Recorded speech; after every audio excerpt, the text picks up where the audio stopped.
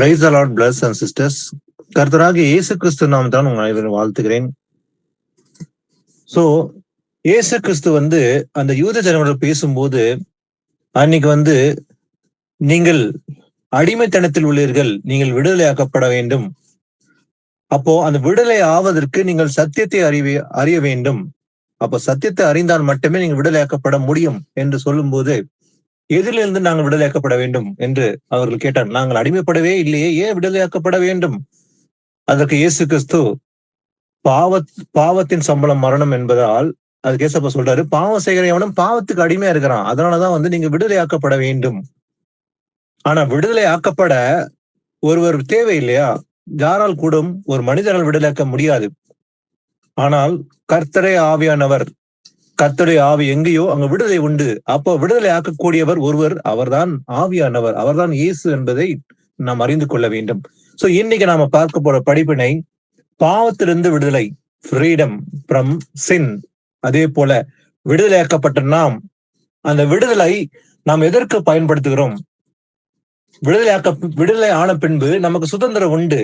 we have liberty. அந்த லிபர்ட்டிய துர்க்கணத்துக்கு ஏதாவது பயன்படுத்துறோமா, இல்ல தேவனுக்கு உள்ள நாம நன்மைக்கு ஏதுவாக பயன்படுத்துறோமா என்பதை நம்ம ஆராய போறோம். Freedom and freedom from since, அப்புறம் அந்த ஃப்ரீடம் நிமித்தமாக வருகிற லிபர்ட்டியை பத்தி பார்க்க போறோம். வாசிக்கலாம். முதல்ல ஒரு அடிப்படை வசனம் 2 கொரிந்தியர் 3ஆம் அதிகாரம் 17ஆம் வசனத்தை வாசி. கர்த்தரே ஆவியானவர், கர்த்தருடைய ஆவி எங்கேயோ அங்கே விடுதலையும் உண்டு. ஆமென். கர்த்தரே ஆவியானவர், கர்த்தருடைய ஆவி எங்கேயோ அங்கே விடுதலை உண்டு. அப்ப விடுதலை எங்க உண்டு? யாரிடத்தில் உண்டு? இயேசு கிறிஸ்து மூலமா தான் விடுதலை உண்டு என்பதை நாம் அறிந்து கொள்ள வேண்டும். கர்த்தர் யாரு? கர்த்தர் தான் ஆவியானவர். தேவன் ஆவியா இருக்கார். God is a spirit. யோவான் 4:24 வாசிக்கும் போது தேவன் ஆவியா இருக்கிறார், அவர் கண்களால் பார்க்க முடியாது. அப்போ ஆவியா இருக்கிறவர் அவர்தான் கர்த்தர், அவர்தான் இயேசு கிறிஸ்துவாக வெளிப்பட்டார். அப்போ கர்த்தருடைய ஆவி எங்கேயோ அங்கதான் விடுதலை உண்டு. அப்ப விடுதலை செய்கிறவர் யாரு? கர்த்தருடைய ஆவியானவர் தான். அப்போ நம்ம எதுல இருந்து விடுதலையாக்கப்பட வேண்டும்? அதற்கு நம்ம வசனம் பார்க்க போறோம். நாம் எதிலிருந்து விடுதலையாக்கப்பட வேண்டும் அதை நாம் அறிந்து கொள்ள வேண்டும். யோவான் 8:32-36 வாசிக்கலாம். சத்தியத்தையும் அறிவீர்கள், சத்தியம் உங்களை விடுதலையாக்கும் என்றார். அவர்கள் அவருக்கு பிரதியுத்தரமாக, நாங்கள் ஆபிரகாமின் சந்ததியாய் இருக்கிறோம், நாங்கள் ஒரு காலம் ஒருவனுக்கும் அடிமைகளாய் இருக்கவில்லை, விடுதலை ஆவீர் என்று நீர் எப்படி சொல்லுகிறீர் என்றார்கள். இயேசு அவர்களுக்கு பிரதியுத்தரமாக, பாவம் செய்கிறவன் எவனும் பாவத்துக்கு அடிமையாய் இருக்கிறான் என்று மெய்யாகவே மெய்யாகவே உங்களுக்கு சொல்லுகிறேன். ஆமென். ஆமென். ஏசப்பா சொல்றாரு அந்த ஜனங்களோட, சத்தியத்தையும் அறிவீர்கள், சத்தியம் உங்களை விடுதலையாக்கும். அப்ப சத்தியம் என்பது யார்? இயேசு கிறிஸ்து தான் சத்தியம் உள்ளவர். அவங்க மத்தியில வந்திருப்பது சத்தியம் உள்ளவர். அதை அவங்க ஏற்றுக்கொள்ள மனதாக இருந்தாங்க. நானும் பிதாவும் ஒன்றாய் இருக்கிறோம் என்று சொல்லும் போது கூட அவங்க ஏற்றுக்கொள்ள மனதில்லை. அப்ப அவர் பேசுகிற ஒவ்வொரு வார்த்தையும் சத்தியமான வசனங்கள். அவருடைய வசனமே சத்தியம் என்று யோவான் 17ஆம் அதிகாரத்துல பார்க்கிறோம். 17ஆம் வசனத்துல இல்லையா? சத்தியத்தினால என்னை பரிசுப்படுத்தும். அப்போ இயேசு கிறிஸ்து பேசுகிற வார்த்தை சத்தியம். அந்த வார்த்தையே வந்திருக்குது யாரு? அந்த வார்த்தை மாம்சமாக வந்திருக்குது. God manifested in flesh. தேவன் மாம்சத்தில் வெளிப்பட்டுக்கிறார், அவர்தான் வார்த்தை. அந்த வார்த்தை தான் இயேசு. அப்ப அவர் பேசுகிற வார்த்தை சத்தியம். சத்தியம் என்பது ஒன்றுதான். ஒன்று சத்தியம், இன்னொன்று சத்தியத்துக்கு விரோதமா இருக்கிற அநீதி. அப்போ சத்தியத்தையும் அறிவீர்கள் அப்படின்னா, சத்தியம் என்பது இயேசு கிறிஸ்து பேசுகிற வார்த்தை எல்லாமே சத்தியம். அந்த சத்தியம் தான் அவங்க விடுதலையாக்க போகுது. ஏன்னா விடுதலையாக்க போறது யாருன்னு பார்த்தோம் முந்தின வசனத்தை. ஆவியானவர் தான் விடுதலையாக்க போகிறார். அப்போ எதுல இருந்து விடுதலையாக்கப்பட வேண்டுமா? அவங்க சொல்றாங்க, நாங்கள் ஆபிரகாம் சந்ததியா இருக்கிறோம், we are generation of Abraham சொல்லிட்டு நாங்கள் ஒரு காலமும் யாருக்குமே அடிமையப்படலையே, ஆனா எதுக்காக நான் விடுதலையாக்கப்பட வேண்டும் என்று அவர்கள் கேள்வி கேட்கும் போது ஏசப்பா சொல்றாரு, பாவம் செய்கிறவனும் பாவத்துக்கு அடிமையா இருக்கிறாள் என்று மெய்யே உங்களுக்கு சொல்லுகிறேன். அப்ப இவங்க எல்லாம் பாவம் செய்திருக்கிறாங்க. இவங்க எல்லாருமே விடுதலை ஆக்கப்படாதபடிக்கு பாவக்கட்டுல இருக்கிறாங்க. அதனாலதான் ஏசப்பா சொல்றது, நீங்க விடுதலை ஆக்கப்பட சத்தியத்தை அறிய வேண்டும், அந்த சத்தியம் தான் உங்களை விடுதலை ஆக்கும் என்று சொல்லும் போது அவர்கள் ஏற்றுக்கொள்ள மனதலாது இருந்தாங்க. அடிமையானவன் என்றைக்கும் வீட்டில் நிலைத்திறான், குமாரன் என்றைக்கும் நிலைத்திருக்கிறதுனால, ஆகையால் குமாரன் உங்களை விடுதலை ஆக்கினால் மெய்யாகவே நீங்கள் விடுதலை ஆவீர்கள். அப்ப 100% கேரண்டி ஏசப்பா சொல்றாரு, உங்களை விடுதலை பண்ண போறது யாரு? நான் தான் விடுதலை பண்ண போகிறேன். அப்போ குமாரன் தான் விடுதலை பண்ண வேண்டும், இயேசு கிறிஸ்து விடுதலை பண்ண வேண்டும். அந்த ஆவியானவர் தான் அப்ப அந்த ஒரே ஆவி, கர்த்தருடைய ஆவிதான் இயேசு கிறிஸ்து மேல இருக்குது. அவருக்குள்ள இருப்பது ஒரே ஆவி, ஒன் ஸ்பிரிட், அவர் தான் ஆவியானவர். அப்ப இயேசு கிறிஸ்து விடுதலை பண்ண வேண்டும். அதனால சொல்றாரு, அந்த சத்தியத்தை நீங்கள் அறிய வேண்டும் என்று சொல்லும் போது அவங்க மன கடினத்தினால் அதை ஏற்றுக்கொள்ள மனதில்லை. நாங்க ஒரு பழம் அடிமையப்படல, நாங்க ஏன் விடுதலை பார்க்கப்படணும் அப்படின்ற எதிர்பேசுகிற ஜனங்களா இருந்தாங்க. அதே போல இன்னொரு வசனம் வாசிக்கலாம். ரோமர் 6ஆம் அதிகாரத்துல 14-16 வாசிக்கலாம். ரோமர் 6:14-16. நீங்கள் நியாய பிரமாணத்திற்கு கீழ்ப்பட்டிராமல் கிருபைக்கு கீழ்ப்பட்டிருக்கிறபடியால் பாவம் உங்களை மேற்கொள்ள மாட்டாது. இதனால் என்ன? நாம் நியாய பிரமாணத்திற்கு கீழ்ப்பட்டிராமல் கிருபைக்கு கீழ்ப்பட்டிருக்கிறபடியால் பாவம் செய்யலாமா? கூடாதே. மரணத்துக்கு ஏதுவான பாவத்துக்கானாலும் நீதிக்கு ஏதுவான கீழ்ப்படிதலுக்கானாலும் எதற்கு கீழ்ப்படியும்படி உங்களை அடிமைகளாக ஒப்புக் கொடுக்கிறீர்களோ அதற்கே கீழ்ப்படுகிற அடிமைகளாய் இருக்கிறீர்கள் என்று அறியீர்களா? ஆமென். ஆமென். நீங்கள் நியாய பிரமாணத்துக்கு கீழ்ப்பட்டிராமல் கிருபைக்கு கீழ்ப்பட்டு இருக்கிறபடியால். அப்ப இன்னைக்கு நாம நியாய பிரமாணத்தை கீழ்ப்பட்டு இல்ல. பழைய ஏற்பாட்டு காலம் நியாய பிரமாணம் கொடுக்கப்பட்டது மோசே மூலமாக. 613 கற்பனைகள். நியாய பிரமாணம் ரொம்ப கடினமா இருந்தது அவங்களுக்கு ஃபாலோ பண்றதுக்கு. ஒருவரும் அதை முழுசா ஃபாலோ பண்ணவே இல்லை, விழுந்து போனார்கள் பார்க்கிறோம். மனுஷர்கள், சாதாரண மனுஷர்கள் மாத்தமல்ல, ராஜா கூட விழுந்து போனான். ஆனா இன்னைக்கு நியாயப்பிரமாணம் அல்ல, ஏன்னா கிறிஸ்து நியாயப்பிரமாணத்தின் முடிவா இருக்கிறார். சிலுவின் மரணத்தின் நிமித்தமாக தன் ஜீவனை கொடுத்து அதுக்கு ஒரு முற்றுப்புள்ளியை வைத்தார் நியாயப்பிரமாணத்துக்கு. நமக்கு கிருபை பிரமாணம் உண்டு. நாம் எல்லோரும் கிருபைக்குள்ளதான் இருக்கிறோம் இன்னைக்கு. அப்ப நாம நியாயப்பிரமாணத்துக்கு கீழ்பட்டிராம கிருபைக்கு கீழ்பட்டு இருக்கிறோம். அதனால பாவம் உங்களை மேற்கொள்ள மாட்டாது. அதனால என்ன, நியாயப்பிரமாணத்துக்கு கீழ்பட்டு இல்லாம கிருபைக்கு கீழ்பட்டு இருக்கிறோமே, அதனால பாவம் செய்யலாமா? பரவாயில்ல, பாவம் செய்ய நினைக்கலாமா? கூடாது என்று வேதம் கூறுகிறது. ஏன்னா மரணத்துக்கு ஏதுவான பாவம் ஆனாலும் சரி, நீதிக்கு ஏதுவான கீழ்ப்படிதலானாலும் சரி, எதற்கு கீழ்ப்படிபடி உங்களை அடிமைகளா ஒப்பு கொடுக்குறீங்களோ அதற்கு கீழ்ப்படுகிற அடிமைகளா இருக்கிறீர்கள். அப்போ விடுதலை ஆக்கப்படாதபடிக்கு அடிமையா இருக்கிறோமா? அப்போ யார் அடிமையா இருப்பாங்க? பாவத்துக்குள்ள இருக்கிறவங்க கண்டிப்பா அதுக்கு அடிமையா இருப்பாங்க. அப்ப ஏதோ ஒரு பாவம் ஒரு மனுஷனுக்குள்ள இருக்குதா? விடமுடாத பாவம் தொடர்ந்து அவனை பின்தொடர்கிறது. ஒருவேளை குடி ஆனாலும் சரி, குடிக்கு கீழ்பட்டு இருக்கிறவன் குடிக்கு அடிமையா இருக்கிறான். அப்ப அவன் தான் ஒப்பு கொடுக்குறான். அப்ப அந்த மனுஷன் குடிய விட முடியல சொல்றான். குடிய அவன் விட முடியல சொல்ல முடியாது, ஏன்னா இவன் தான் அந்த குடியை பிடித்து கொண்டு இருக்கிறான். அது என்ன விட மாட்டேங்குதுப்பா அப்படின்னு சொல்லுவான். குடியை எவ்வளவோ ட்ரை பண்ற, விட முடியல அப்படின்றான். இல்ல, குடி அவனை விடாது, இவன் தான் குடியை விட வேண்டும். ஏன்னா இதுக்கு அவன் அடிமையா இருக்கிறான். அத வசனம் கூறுகிறது, நீதிக்கு ஏதுவான கீழ்ப்படினாலும் சரி, நீதி நிமித்தமாக ஒரு கீழ்ப்படினாலும், நீ நீதிக்கு கீழ்பட்டிருந்தா நீதிக்கு அடிமையா இருப்ப. ஆனாக்கு பாவத்துக்கு கீழ்பட்டிருந்தா பாவத்துக்கு அடிமையா இருப்போம். அதான் எதற்கு கீழ்ப்படிபடி உங்களை அடிமையா ஒப்பு கொடுக்குறீங்களோ அதற்கே கீழ்ப்படுகிற அடிமையா இருப்பீங்க. அப்ப மரணத்துக்கு ஏதுவா பாவமானாலும் சரி, அதுக்கு அடிமையா ஒப்பு கொடுத்தா அதுக்கு அடிமையா இருப்போம். மரணத்துக்கு ஏதுவான பாவம், அது குடி ஆனாலும், விபச்சாரம் ஆனாலும், களவு, திருட்டு, பொய், கொலை, இது எல்லாமே மரத்துக்கு ஏதுவான பாவமா இருக்கிறதுனால அது கீழ்ப்படி ஒப்பு கொடுத்தா அதுக்கு அடிமையா இருப்பாங்க. சில குடியை விடலாம், குடிமை அடிமையா இருக்காங்க. சில சினிமாவை விட முடியல. எப்போ பார்த்தாலும் இரவானா நான் டிவி விட முடியல, என்னால சீரியல் பார்க்காம இருக்க முடியல அப்படின்னா அதுக்கு அடிமையா இருக்கிறாங்க. சில பேர் சீரியல் பார்த்தே விழுந்து போயிருக்காங்க. சில செய்திகளை பார்க்கும்போது சீரியல் பார்க்க முடியலன்னு சொல்லி தற்கொலை செய்து கொண்டிருக்கிற செய்திகள் உண்டு. ஏன்னா அதுக்கு அடிமையா இருக்குது. அதனால அவங்க விட்டு விலக முடியல. அது ஒரு அடிமைத்தனத்துல இருக்கிறாங்க அவங்க எல்லாருமே, சீரியலுக்குன்ற அடிமை. ஏன்னா அவங்க தான் ஒப்பு கொடுத்துக்கிறாங்க. அதுக்கு கீழ்ப்படி மாதிரி அவங்க அடிமையா இருக்கிறதுனால, அது ஒப்பு கொடுத்தனால அது அடிமையா இருக்கிறாங்க அவங்க. வாசிக்கலாம் 1 கொரிந்தியர் 6:12 வாசிக்கலாம். 1 கொரிந்தியர் 6:12. எல்லாவற்றையும் அனுபவிக்க எனக்கு அதிகாரம் உண்டு, ஆகிலும் எல்லாம் தகுதியாய் இராது. எல்லாவற்றையும் அனுபவிக்க எனக்கு அதிகாரம் உண்டு, ஆகிலும் நான் ஒன்றுக்கும் அடிமைப்பட மாட்டேன். பவுல் கூறுவதை பாருங்க, எல்லாவற்றையும் அனுபவிக்க எனக்கு அதிகாரம் உண்டு. நமக்கும் உண்டு இல்லையா?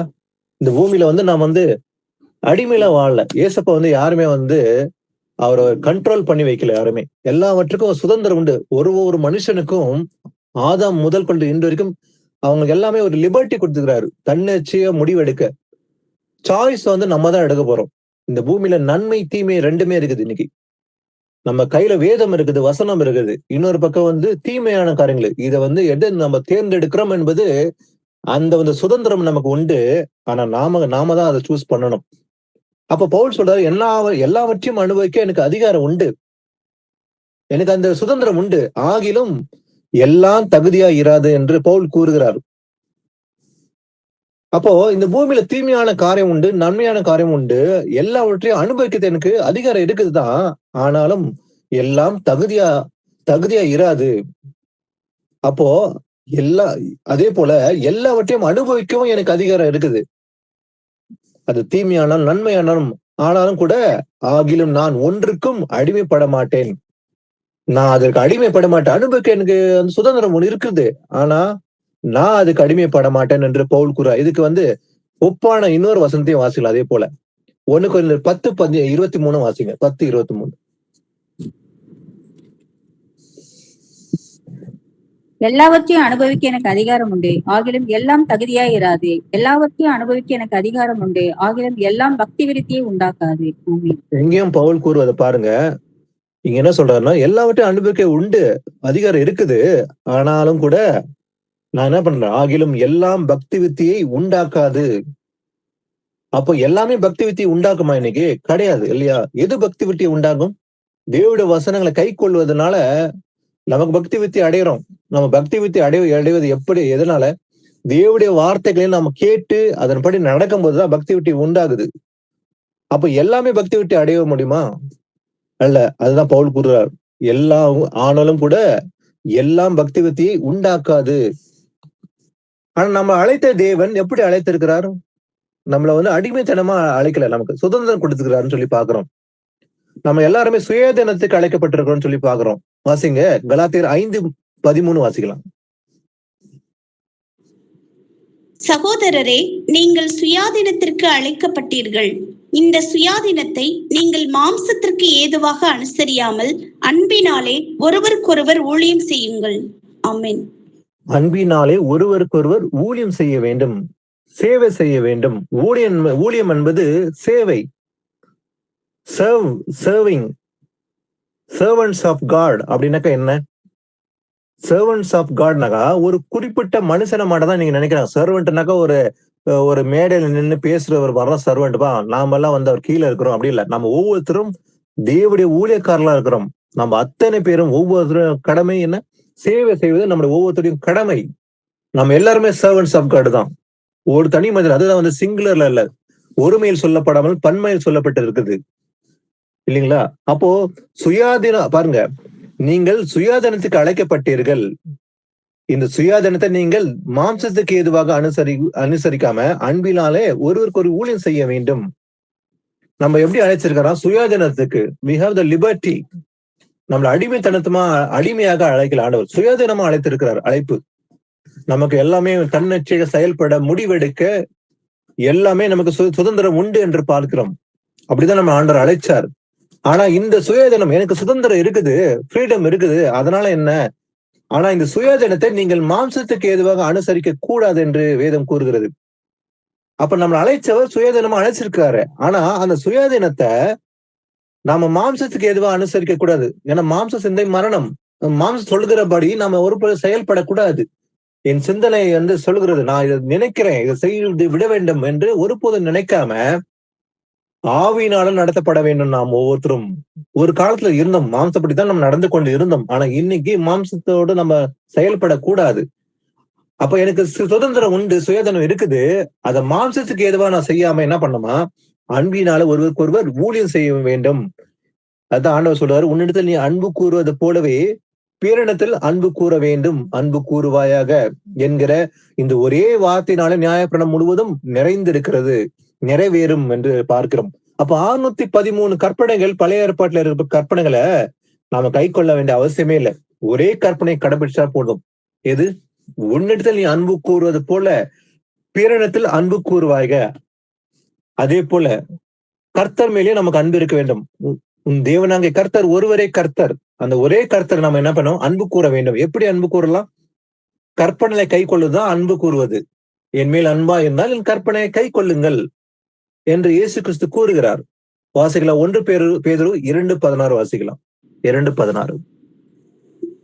சுயாதீனம் உள்ளவர்களாய் இருந்தும் உங்கள் சுயாதீனத்தை துர்குணத்திற்கு மூடலாக கொண்டிராமல் தேவனுக்கு அடிமைகளாய் இருங்கள். ஆமென். சுயாதீனம் உள்ளவர்களாய் இருந்தும் கூட நீங்க என்ன பண்ண வேண்டுமா? உங்கள் சுயாதீனத்தை துர்குணத்துக்கு மூடலாக கொண்டில்லாம தேவனுக்கு அடிமையா இருங்கள் என்று வேதம் கூறுகிறது. இதுதான் நல்லது. அப்போ ஆண்டவர் நம்மள சுயாதீனம் தான் அழைச்சிருக்காரு, அடிமையா அழைக்கலன்னு பார்த்தோம். ஆனாலும் கூட நம்ம எப்படி இருந்தா நல்லதான்? தேவனுக்கு அடிமையா இருப்பதே நல்லது. ஏன்னா சுயாதீனம் உள்ளதா இருந்தும் கூட நம்முடைய சுயாதீனத்தை என்ன பண்ண வேண்டும்? அதை துர்க்கணத்துக்கு முள்ள கொள்ளாம நம்ம தேவனுக்கு அடிமையா மாறுவதுதான் நல்லது. இல்லவிட்டால் என்ன நடக்கும்? ஒருவேளை நம்ம சுயதனம் இருக்குதுனாக்கா, நம்ம சுயதனத்தை துர்க்கணத்துக்கு மூடல கொண்டிருந்தோம்னாக்கா, நம்ம இஷ்டப்படி நம்ம என்ன போன போக்கில நம்ம போவோம். எனக்கு இதை செய்யணும்னு நினைக்குது, நான் செய்வேன். ஆனா கர்த்தருக்கு பிரியமா இருக்காது. கர்த்தருடைய சித்தத்தை விட்டு நாம் விலகி இருப்போம். மாம்ச சிந்தனை நடக்கும் போது நம்ம எண்ணங்கள் செய்கிற தோன்றபடியே நம்ம செய்து கொண்டுதான் இருப்போம். அது கர்த்தருக்கு விரோதமா தான் போய் கொண்டு இருக்கும். அப்ப தேவனுக்கு அடிமையா இருப்போமாகில் நம்ம ஆவிலாம் நடத்தப்பட வேண்டும். அப்ப ஆவியின் சிந்தைய அணிந்து கொண்டு சித்தப்படி நடந்தால் கர்த்தருடைய சித்தத்தை அறிந்து நம்ம ஒவ்வொரு நடையும் நம்முடைய செயலும் கூட அவர் சித்தப்படி இருக்கும். வாசிக்கலாம் கலாத்தியர் 5:14-21 வாசிக்கலாம். இந்த மாம்ச சிந்தையை பத்தி பார்க்கலாம். கலாத்தியர் 5 வாசிங்க. உன்னிடத்தில் நீ அன்பு கூறுவது போல கலாத்தியர் 5:16-21 வாசிங்க. பின்னும் நான் சொல்லுகிறது என்னவென்றால், ஆவிக்கு ஏற்றபடி நடந்து கொள்ளுங்கள், அப்பொழுது மாம்ச இச்சையை நிறைவேற்றாதிருப்பீர்கள். மாம்சம் ஆவிக்கு விரோதமாகவும் ஆவி மாம்சத்துக்கு விரோதமாகவும் இச்சிக்கிறது. நீங்கள் செய்ய வேண்டும் என்று இருக்கிறவைகளை செய்யாதபடிக்கு இவைகள் ஒன்றுக்கொன்று விரோதமாய் இருக்கிறது. ஆவியினால் நடத்தப்படுவீர்கள், ஆனால் நீங்கள் நியாயப்பிரமாணத்திற்கு கீழ்ப்பட்டவர்கள் அல்ல. மாம்சத்தின் கிரியைகள் வெளியரங்கமாய் இருக்கின்றன. அவையாவன விபச்சாரம், வேசித்தனம், அசுத்தம், காம விகாரம், விக்கிரக ஆராதனை, பிள்ளி சூனியம், பகைகள், விரோதங்கள், வைராகியங்கள், கோபங்கள், சண்டைகள், பிரிவினைகள், மார்க்க பேதங்கள், பொறாமைகள், கொலைகள், வெறிகள், களியாட்டுகள் முதலானவைகளே. இப்படிப்பட்டவைகளை செய்கிறவர்கள் தேவனுடைய ராஜ்யத்தை சுதந்திரிப்பதில்லை என்று முன்னே நான் சொன்னது போல இப்பொழுதும் உங்களுக்கு சொல்லுகிறேன். ஆமென். உங்கள் சுயாதீனத்தை மாம்சத்துக்கு ஏதுவாக அனுசரியாமல் என்று பார்த்தோம். அப்ப மாம்சத்துக்கு ஏதுவாக அனுசரிக்க கூடாதுனாக்கா, அந்த மாம்சத்தின் செயல்களை நம்ம நிறைவேற்றாம இருக்கக்கூடாதுனாக்கா என்ன செய்ய வேண்டும்? அதான் பார்க்கிறோம் இங்க. பின்ன நான் சொல்லுகிறது என்னவென்றால், ஆவிக்கேற்றபடி நடந்து கொள்ளுங்கள். அப்ப நம்ம என்ன செய்ய வேண்டுமா? ஆவிக்கேற்றபடி நடக்க வேண்டும். Walk in the spirit. நமக்கு ஒரே ஆவி உண்டு, அந்த ஆவியின்படி நடத்தப்பட வேண்டும். நடந்தால் அப்போது மாம்ச இச்சை நிறைவேற்றாது இருப்பீங்க. அப்ப என் மாம்சம் தோன்றுகிற காரியங்கள் எனக்குள்ள சொல்லுகிறது அதை செய்ய வேண்டும் என்று. அதை நிறைவேற்றாம இருக்க வேண்டும் என்றால், அதை சப்ரஸ் பண்ண வேண்டும் என்றால் நான் என்ன பண்ண வேண்டும்? ஆவிக்கேற்றபடி நடக்க வேண்டும். அப்போது மாம்ச இச்சை நிறைவேற்றாம இருப்போம். ஏன்னா மாம்சம் என்ன பண்ணும்? ஆவிக்கு விரோதமாகவும் ஆவி மாம்சத்துக்கு விரோதமாக இச்சிக்கிறது, ஒன்றுக்கொன்று ஆப்போசிட்டா இருக்கும்.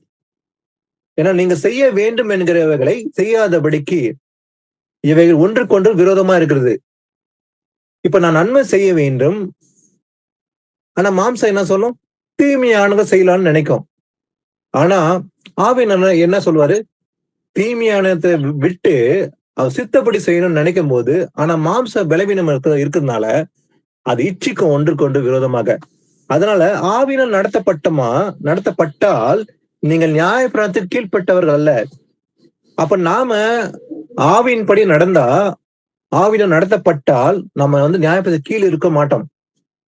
அப்ப மாம்சத்தின் கிரைகளை எதுன்னு பாக்குறோம். அதான் லிஸ்டே இருக்குது இல்லையா? விபச்சாரம், வேசித்தனம், அசுத்தம், காம விகாரம், விக்கிரக ஆராதனை, பில்லி சூனியம், பகைகள், விரோதங்கள், வைராகம், கோபம், சண்டை, பிரிவினை, மார்க்க பேதங்கள், பொறாமைகள். இது சொல்லப்பட்ட இந்த 17 காரியங்கள் எல்லாமே இப்படிப்பட்டகள் செய்கிறவர்கள் தேவனுடைய சுதந்திரிப்பதில்லை. அப்ப தேவனுடைய ராஜ்யம் வரப்போகிறது. 1000 வருஷம் அரசாட்சி. இவங்க எல்லாம் இப்படிப்பட்ட லிஸ்ட்ல ஏதாவது ஒண்ணு இருந்தா கூட நாம அந்த சுதந்திரத்தை பெற முடியாது. தேவனுடைய இளைப்பாறுதலுக்குள்ள பிரவேசிக்க முடியாது. அவருடைய இளைப்பாறும் காலம் வரப்போகிறது. தேவனுடைய ராஜ்யம் வரப்போகுது. இப்படிப்பட்டவர்கள் செய்கிறவர்கள் தேவனுடைய ராஜ்யத்தை சுதந்திரிக்க முடியாது என்று முன்னே நான் சொல்வது போல இப்போது உங்களுக்கு சொல்லுகிறேன் என்று பவுல் இங்க எழுதியிருக்கிறார். அப்போ இதுல ஒண்ணு ஏதாவது இருந்தா நாம் அடிமைப்பட்டிருப்போம். இப்போ இந்த 17 விஷயத்துல 16 நான் அடிமையத்துல இருந்து வெளியே வந்துட்டேன்.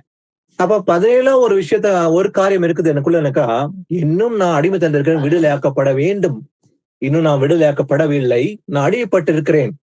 அப்போ ஒரு விஷயம் எனக்குள்ள இருக்குது. ஒருவேளை சண்டை இருக்குதா, இல்ல பிரிவினை இருக்குதா, வைராகியம், விரோதங்கள், பகை, விக்கிரக ஆராதனை, இல்ல பெல்லி சூன்யம், இல்ல கொலைகளா, வெறிகளா, களியாட்டம் இருக்குதா, இதுல எதுனா ஒண்ணு, பொறாமை, இதுல ஒண்ணு இருந்தா கூட நான் இன்னும் அடிமைப்பட்டுதான் இருக்கிறேன்னு அர்த்தம் இல்லைங்களா? அப்ப விடுதலையாக்கப்பட வேண்டும்.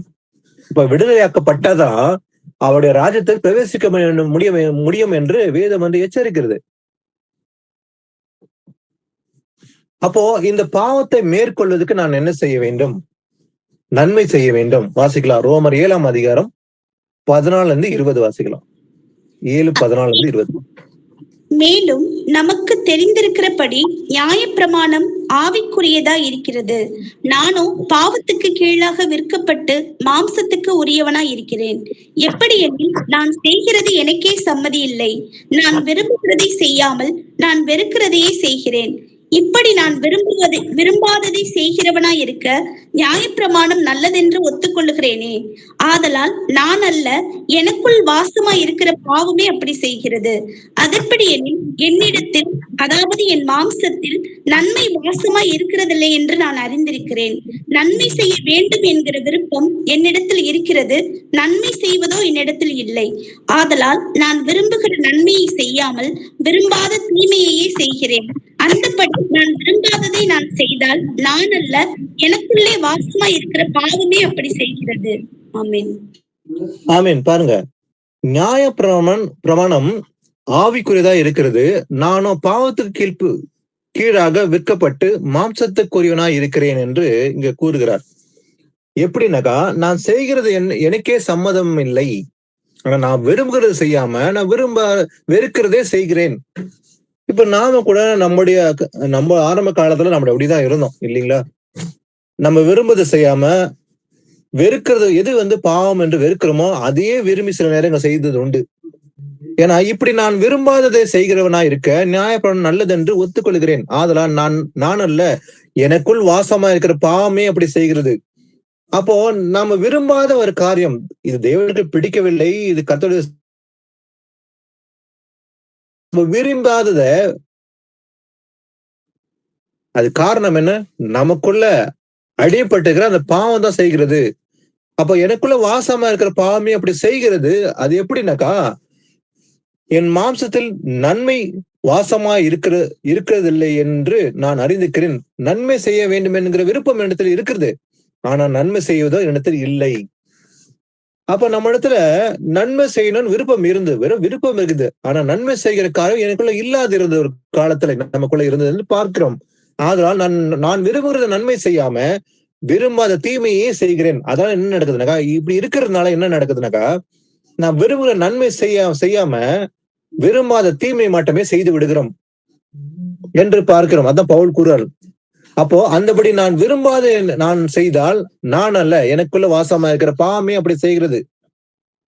நன்மை செய்ய விரும்புகிற என்னிடத்தில் தீமை உண்டு என்று ஒரு பிரமாணத்தை காணுகிறேன்.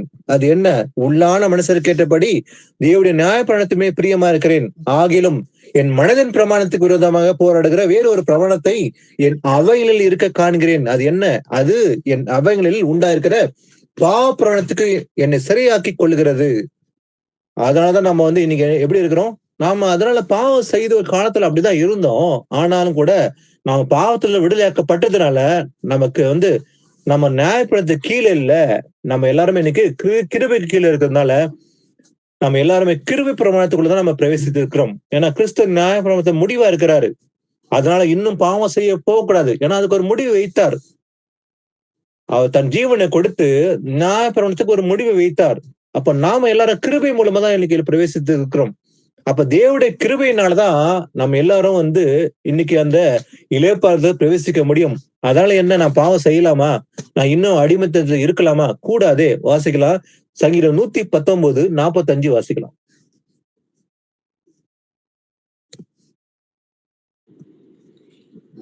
உம்முடைய கட்டளைகளை ஆராய்கிறபடியால் விசாலத்திலே நடப்பேன்.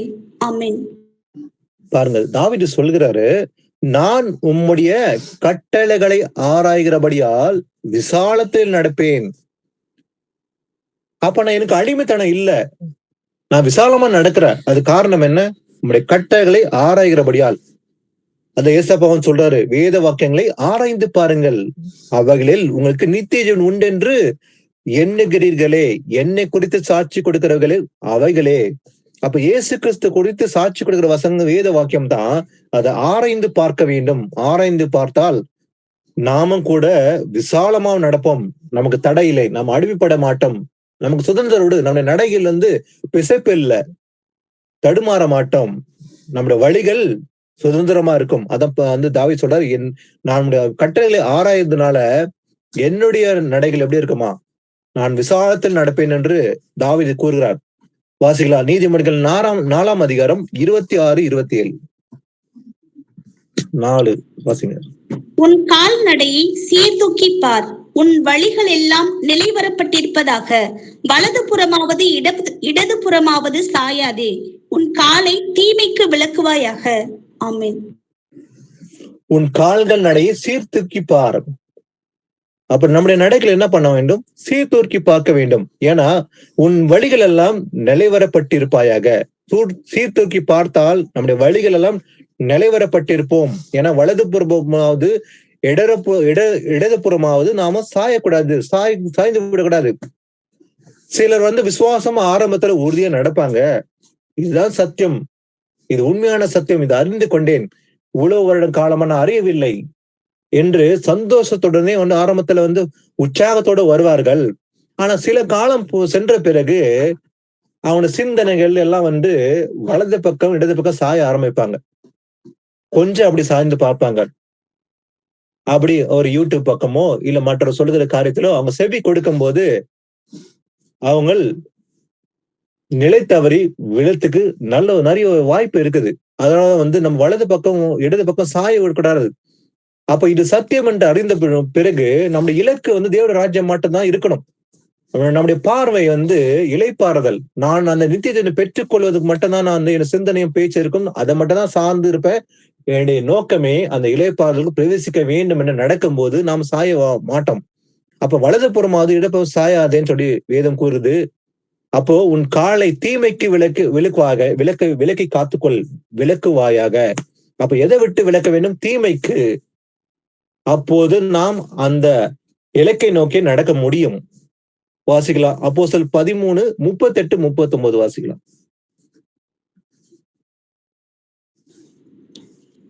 ஆதலால் சகோதரரே, இவர் மூலமாய் உங்களுக்கு பாவ மன்னிப்பு உண்டாகும் என்று அறிவிக்கப்படுகிறது என்றும், மோசேயின் நியாயப்பிரமாணத்தினாலே நீங்கள் எவைகளினின்று விடுதலையாகி நீதிமான்களாக்கப்பட கூடாதிருந்ததோ விசுவாசிக்கிறவன் எவனும் அவைகளினின்று இவராலே விடுதலையாகி நீதிமானாக்கப்படுகிறான் என்றும் உங்களுக்கு தெரிந்திருக்க கடவது. ஆமென். ஆமென். இவர் மூலமாய் உங்களுக்கு பாவ மன்னிப்பு உண்டாகும் என்று அறிவிக்கப்பட்டிருக்கிறது என்றும். அப்ப பாவ மன்னிப்பு யார் மூலமாக? இயேசு கிறிஸ்து மூலமாகத்தான் பாவ மன்னிப்பு நமக்கு கிடைத்திருக்குது. இன்னைக்கு அவர் சிலுவை சிந்தின ரத்தத்தினால நமக்கு பாவ மன்னிப்பு உண்டு இன்னைக்கு. அப்ப எப்பேற்பட்ட பாவம் செய்திருந்தாலும் கூட நமக்கு மன்னிப்பு உண்டு இன்னைக்கு. யார் மூலமாக? இயேசு கிறிஸ்து மூலமாக, அவர் சிந்தின ரத்தத்தின் மூலமாக நமக்கு இன்னைக்கு மன்னிப்பு உண்டு. அப்ப மோசே நியாயப்பிரமாணத்தினாலே நீங்கள் எவர்கள் நின்று விடுதலையாகி நீதிமானாக்கப்படா கூடாது இருந்ததோ. அப்போ ஒரு காலத்துல நியாயப்பிரமாணத்துக்கு கீழே இருந்தனால விடுதலையாக்க கூடாம இருந்தது, நீதிமானாக்க முடியாம இருந்தது. ஆனால் விசுவாசிக்கிறவன் எவனும் அவை நின்று இவரால் விடுதலையாக்கி நீதிமானாக்கப்படுகிறான் என்று உங்களுக்கு தெரிவிக்கப்படுகிறது. அப்ப இன்னைக்கு நாம் நீதிமானாக்கப்படுகிறதுக்கு காரணம் என்ன? அவருடைய ரத்தத்தின் மூலமாகத்தான், இயேசு சிந்தின ரத்தத்தின் மூலமாக, பாவ மன்னிப்பு மூலமாக நாம் எல்லோரும் நீதிமானாக்க கூடாது இருந்தது. ஆனா இன்னைக்கு நாம் ஆக முடியும். எதனால? அவர் விசுவாசிக்கிறது மூலமாக, பாவ மன்னிப்பு மூலமாக நமக்கு இன்னைக்கு விடுதலை உண்டு. இவரால விடுதலையாகி நாம் எல்லாரும் எப்படி மாறுகிறோம்? நீதிமானாக்கப்படுகிறோம் என்று உங்களுக்கு தெரிய கடவுது. ஏன்னா பாருங்க, அதாவது மனம் திரும்புதலும் பாவ மன்னிப்பும் எருசலேம் தொடங்கி சகல தேசத்துக்காருக்கும் அவருடைய நாமத்தினால பிரசங்கப்பட வேண்டியதா இருந்தது. அப்ப மனம் திரும்புதல் பாவ மன்னிப்பு என்று இயேசு நாமத்தின் மூலமாக பிரசங்கம் பண்ணப்பட்டது. அதனாலதான் மனம் திரும்புவதற்கு ஏற்ற ஞானஸ்நானம் பெற்றுக்கொள்ள வேண்டும் என்று பேதுரு பிரசங்கம் பண்ணுகிறார். அப்போ அந்த ஞானஸ்நானம் கூட வெறும் ஒரு அழுக்கை போக்குதா இல்லாம சும்மா ஒரு தண்ணியில மூழ்கி எடுக்கிற காரியம் அல்ல, அது மனம் திரும்புதல் ஏற்ற ஞானஸ்நானம் என்று பார்க்கிறோம். அப்ப இயேசு நாமத்தால் ஞானஸ்நானம் பெற்றுக்கொள்வது எதன் நிமித்தமாக? மனம் திரும்பிதான் நம்ம ஞானஸ்நானம் பெற்றுக்கொள்ள வேண்டும். வாசிக்கலாம். ரோமர் 6ஆம் அதிகாரத்துல 19-23 வாசிக்கலாம். உங்கள் மாம்ச பலவீனத்தின் நிமித்தம் மனுஷர் பேசுகிற பிரகாரமாய் பேசுகிறேன். அக்கிரமத்தை நடப்பிக்கும்படி முன்னே நீங்கள் உங்கள் அவயவங்களை அசுத்தத்திற்கும் அக்கிரமத்திற்கும் அடிமைகளாக ஒப்பு கொடுத்தது போல இப்பொழுது பரிசுத்தமானதை நடப்பிக்கும்படி உங்கள் அவயவங்களை நீதிக்கு அடிமைகளாக ஒப்பு கொடுங்கள். பாவத்திற்கு நீங்கள் அடிமைகளாய் இருந்த காலத்தில் நீதிக்கு நீங்கினவர்களாய் இருந்தீர்கள். ஆமென். பவுல் கூறுவதை பாருங்க. உங்கள் மாம்ச பலவீனத்தின் நிமித்தமாகவே மனுஷர் பேசுகிற பிரகாரமாய் பேசுகிறேன். என்னது? அக்கிரமத்தை நடப்பிக்கும்படி முன்னே நீங்கள் உங்கள் அவயங்களை என்ன பண்ணோம்? அசுத்தத்திற்கும் அக்கிரமத்துக்கும் அடிமைகளாக ஒப்பு கொடுத்தது போலவே இப்போது பரிசுத்தமானதை நடப்பிக்கும்படி உங்கள் அவயங்களை நீதிக்கு அடிமையாக ஒப்பு கொடுக்க வேண்டும். அப்ப முன்னே நம்ம ஒரு காலத்துல அறியாமனால எப்படி இருந்தோம்? பாவத்தின் நிமித்தமாக அசுத்தத்துக்கு அடிமையா இருந்தோம். அப்ப அசுத்தத்துக்கும் அக்கிரமத்துக்கும் நம்ம அடிமையா ஒப்பு கொடுத்திருந்தோம் ஒரு காலத்துல. ஆனா இப்போ என்ன பண்ண வேண்டுமா? இப்போது பரிசுத்தமானதை நடப்பிக்கும்படி என்ன பண்ண வேண்டும்? இன்னைக்கு நம்முடைய அவைங்களை என்ன பண்ண வேண்டும்? நீதிக்கு அடிமையா ஒப்பு கொடுக்க வேண்டும். ஏன்னா பாவத்துக்கு நீங்கள் அடிமையா இருந்த காலத்தில் நீதிக்கு நீங்கள் விலகி இருந்தோம். நீங்கினவெல்லாம் இருந்தீங்க ஒரு காலத்துல. அதனால இப்போது வெட்கமாக தோன்றுகிற காரியங்களினாலே அக்காலத்தை உங்களுக்கு என்ன பலன் உண்டு? ஒரு பலனும் அல்லவே கிடையாது. அவள் முடிவு மரணமா இருந்தது. அதனால இப்போது நீங்கள் பாவத்திலிருந்து விடுதலையாக்கப்பட்டிருக்கிறீங்க. அதனால தேவனுக்கு அடிமையா ஆனதினால் பரிசுத்தமாக்குதல் உங்களுக்கு கிடைக்கும் பலன், முடிவோ நித்திய ஜீவன். அப்ப நாம தேவனுக்கு அடிமை இன்னைக்கு மாறி இருக்கிறதுனால நமக்கு என்ன பலன் உண்டு? நித்திய ஜீவன் என்று பார்க்கிறோம். ஆனா பாருங்க, எது உண்மையான ஆராதனை சொல்லி பார்த்தோம். கடந்த வாரம் பைபிள் ஸ்டடியில பார்த்தோம். அருமையா ஆவியானவர் வெளிப்படுத்தினார். புத்தி உள்ள ஆராதனை என்று பார்த்தோம். அப்ப நம்ம சரீரங்க ஜீவ பலியா ஒப்பு கொடுப்பதே இதுவே புத்தி உள்ள ஆராதனை என்று பார்த்தோம் இல்லைங்களா? அப்போ நாம தேவனுக்கு முன்பாக அடிமையா ஒப்பு கொடுக்க வேண்டுமான என்ன செய்யணும்? நம்முடைய சரீரங்கள், நம்முடைய அவைகளை என்ன பண்ணும்? ஜீவ பலியாக இயேசுவுக்கு ஒப்பு கொடுக்க வேண்டும். இதுதான் உண்மையான ஆராதனை. ரோமர் 12:1 படி இதுதான் உண்மையான ஆராதனை என்று பார்த்தோம். ஒரு காலத்துல பாவத்துக்கு அடிமையா இருந்தோம். அப்ப இன்னைக்கு நம்முடைய அவங்களை ஜீவ பலியாக ஒப்பு கொடுக்க வேண்டும். இதுதான் உண்மையான ஆராதனை என்று பார்த்தோம். வாசிக்கலாம். ரோமர் 8ஆம் அதிகாரத்துல எது நிமித்தமாக நம்ம ஆக்கணை தீர்ப்பு இல்லை என்று பார்க்கலாம். ரோமர் 8:1-4 வாசிக்கலாம். ஃபர்ஸ்ட். ஆனபடியால் கிறிஸ்து இயேசுவுக்கு உட்பட்டவர்களாய் இருந்து மாம்சத்தின்படி நடவாமல் ஆவியின்படியே நடக்கிறவர்களுக்கு ஆக்கினை தீர்ப்பில்லை. கிறிஸ்து இயேசுவினாலே ஜீவனுடைய ஆவியின் பிரமாணம் என்னை பாவம் மரணம் என்பவைகளின் பிரமாணத்தினின்று விடுதலையாக்கிற்றே. அதெப்படியெனில் மாம்சத்தினாலே பலவீனமாய் இருந்த நியாயப்பிரமாணம் செய்யக்கூடாததை தேவனே செய்யும்படிக்கு தம்முடைய குமாரனை பாவ மாம்சத்தின் சாயலாகவும் பாவத்தை போக்கும் பலியாகவும் அனுப்பி மாம்சத்திலே பாவத்தை ஆக்கினைக்குள்ளாக தீர்த்தார். மாம்சத்தின்படி நடவாமல் ஆவியின்படி நடக்கிற நம்மிடத்தில் நியாயப்பிரமாணத்தின் நீதி நிறைவேறும்படிக்கே அப்படி செய்தார். ஆமென். கிறிஸ்து இயேசுக்குட்பட்டவளா இருந்து மாம்சத்தின்படி நடக்காம ஆவியின்படி நடந்தால், ஆவியின்படியே நடக்கிறவர்களுக்கு என்ன உண்டு? ஆக்கினை தீர்ப்பு கிடையாது. அப்ப மாம்சப்படி நடக்கலன்னா நமக்கு நியாய தீர்ப்பு கிடையாது. ஏன்னா நம்ம எப்படி இருக்கிறோமோ ஆவியின்படி நடக்கிறோம். அதனால ஆக்கினை தீர்ப்பு அல்ல. அப்ப மாம்சப்படி நடந்தால் கண்டிப்பா ஆக்கினை தீர்ப்பு உண்டு என்று வேதம் கூறுகிறது. அப்ப கிறிஸ்து இயேசுவினாலே ஜீவனுடைய ஆவியின் பிரமாணம் என்னை பாவம் மரணம் என்பவைகளின் பிரமாணத்திலிருந்து விடுதலை ஆக்கிற்றே. அது எப்படின்னாக்கா, மாம்சத்தினாலே பலவீனமா இருந்த நியாயப்பிரமாணத்தை செய்யக்கூடாதே தேவனே செய்யும்படிக்கு என்ன பண்ணாரு? தம்முடைய குமாரனை இயேசு கிறிஸ்துவை பாவ மாம்ச சாயலாக அனுப்பி பாவத்தை போக்கும் பலியாக மாம்சத்தினாலே பாவத்தை ஆக்கணைக்குள்ளாக தீர்த்து விட்டார். அதனால மாம்சத்தின் படி நடக்காம ஆவின் படி நடக்க நம்மிடத்தில் இன்னைக்கு நியாயப்பிரமாண நீதி நிறைவேறும்படிக்கு அப்படி செய்தார் என்று பார்க்கிறோம். அடுத்தது வாசிக்கலாம். எபிரேயர் 2:14-15 வாசிக்கலாம். Hebrews 2:14-15. ஆதலால் பிள்ளைகள் மாம்சத்தையும் இரத்தத்தையும் உடையவர்களாய் இருக்க அவரும் அவர்களைப் போல மாம்சத்தையும் இரத்தத்தையும் உடையவரானார். மரணத்துக்கு அதிகாரியாகிய பிசாசானவனை தமது மரணத்தினாலே அழிக்கும்படிக்கும் ஜீவ காலமெல்லாம் மரண பயத்தினாலே அடிமைத்தனத்திற்கு உள்ளானவர்கள் யாவரையும் விடுதலை பண்ணும்படிக்கும் அப்படியானார். ஆமென். ஆமென். பாருங்க, இயேசு கிறிஸ்து அவர் மாம்சத்தில் ஏன் வெளிப்பட வேண்டும்? அவர் தேவாதி தேவன், சர்வ வல்லமுள்ள தேவன். அவர் வானத்தும் பூமியும் படைத்தவர், சிருஷ்டிகர்த்தர், ஆக்கவும் அழிக்கவும் வல்லமையுள்ள தேவன், நம்முடைய ஆண்டவர். பரலோகத்திலிருந்து அவர் இறங்கி அவர் மாம்சத்தில் வெளிப்பட வேண்டிய அவசியம் என்ன? ஏன்னா நாம எப்படி இருக்கிறோம்? மாம்சம் ரத்தத்தும் உடையவராக இருக்கிறதுனால பிள்ளைகளான நாம அவரும் நம்மை போலவே அவர் வெளிப்பட்டார். எதற்காக வெளிப்பட வேண்டும்? அவர் மாம்சத்தில் நம்மை போல பாடுகள் அனுபவிக்க ஏன் அவர் மாம்சத்தில் வர வேண்டும்? ஏன்னா ஜீவ காலம் மரண பயத்தினாலே. அப்போ லைஃப் லாங் காலம் முழுசா ஒரு மரண பயம் மனுஷருக்குள்ள இருந்தது. அடிமைத்தனத்தில் இருந்தாங்க. ஜீவ காலம் மரண பயத்தினால அடிமைத்தனத்தில் உள்ளவர்களை யாவரும் விடுதலை பண்ணும்படி அப்ப இயேசு அன்பு கூர்ந்தார். அப்ப அந்த மரண பயத்திலிருந்து நாம் விடுதலையாக்கப்பட வேண்டும் என்பதற்காகவே அவர் வெளிப்பட்டார் மாம்சத்திலே என்று பார்க்கிறோம். அப்ப இது தேவனுடைய கிருபை என்று பார்க்கிறோம். அவர் மாம்சத்தில் வெளிப்பட்டு அந்த அடிமைத்தனத்தில் நம்மளை விடுதலை பண்ணும்படி அவர் மாம்சத்தில் வெளிப்பட்டு நமக்காக தன் ஜீவனை கொடுத்து இன்னைக்கு நாம் எல்லோரும் அந்த பாவ மாம்சத்திலிருந்து விடுதலையாக்கப்பட்டு அந்த ஜீவ கெடுத்து பெடும்படி நித்திய ஜீவனுக்கு பிரவேசிக்கும்படி நாம் அந்த ஸ்லாக்கத்தை பெற்றிருக்கிறோம் என்று பார்க்கிறோம். கலாத்தியர் 3:26-29 வாசிக்கலாம். நீங்கள் எல்லாரும் கிறிஸ்து இயேசுவை பற்றும் விசுவாசத்தினால் தேவனுடைய புத்திரராய் இருக்கிறீர்களே. ஏனெனில் உங்களில் கிறிஸ்துவுக்குள்ளாக ஞானஸ்நானம் பெற்றவர்கள் எத்தனை பேரோ அத்தனை பேரும் கிறிஸ்துவை தரித்துக் கொண்டீர்களே. யூதன் என்றும் கிரேக்கன் என்றும் இல்லை, அடிமை என்றும் சுயாதீனன் என்றும் இல்லை, ஆண் என்றும் பெண் என்றும் இல்லை, நீங்கள் எல்லாரும் கிறிஸ்து இயேசுவுக்குள் ஒன்றாய் இருக்கிறீர்கள். ஆமென். நீங்கள் எல்லாரும் கிறிஸ்து இயேசுவை பற்றும் விசுவாசத்தினாலே தேவனுடைய புத்திரராய் இருக்கிறீர்கள். நம்ம எல்லாரும் இயேசுவின் பிள்ளைகளா இருக்கிறோம். இன்னைக்கு எதிர் நிமித்தமாக இயேசுவை பற்றும் விசுவாசத்தினாலதான் நம்ம எல்லாரும் பிள்ளையா மாறி இருக்கிறோம்.